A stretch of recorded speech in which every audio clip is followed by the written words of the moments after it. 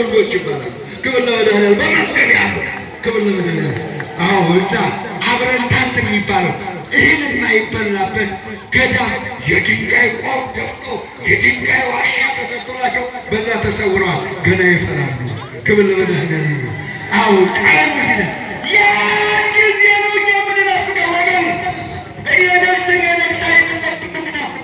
ያ የቅዱሳን ከተማ፣ ያ የቅዱሳን መናኸሪያ፣ ያ የኢትዮጵያን ያስጠራው 48 ጊዜ ኢትዮጵያ የተዘመረላት የነዛ የቅዱሳን ከተማ የቅዱሳን ምድር ሲሆን ማየት ነው የኛ ምኞት። ክብር ለእሱ ይሁን።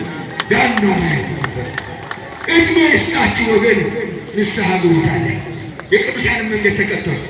ዛሬ ምሕረት ማለፍ ከፈለግ ከቅዱሳን መገኘት ከፈለግ አንጻር ራስህ ንስሐ ግባ። አዎ ያለህን ሰጥተህ አካፍለህ በዚህ በክፉ ዘመን አዎ ጎረቤትን ጥላት።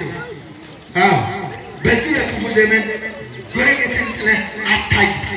ከድሃ ጋር ከድሃ ጋር ወገን ብቻህን የሽቦ አጥር አጥረህ አዎ የሽቦ አጥር አጥረህ አዎ የሚያስፈራ ውሻና የሚያስፈራ እባብ አለኝ ምትል ነገ እግዚአብሔር ይጥላል ወገን። አዎ የሀብታም አጥር ይታወቃል፣ የሀብታም ውሻ ይታወቃል፣ የሀብታም እባብና ዘንዶ ይታወቃል። ያድናል ያድናል ወይ አያድን ያ ማነው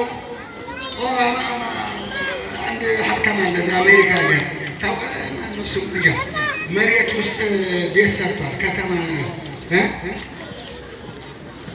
ስሙ ጠፋ እና መሬት ውስጥ ሌላ ሀገር ሌላ ከተማ ሰርቷል። ያድነዋል ወይ? አያድንም ወገን አያድንም።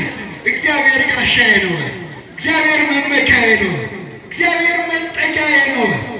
አዎ አባ መጠጊያ ጽዮን ናት። ክብር ለመድኃኒዓለም ይሁን።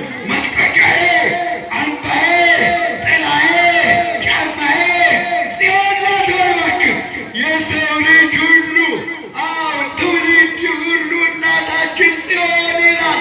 አምባ ስለሆነች መጠጊያ ስለሆነች መመኪያ ስለሆነች እናቶች አባቶች የምታመልኩትን በሉ ዛሬ ምረጡ።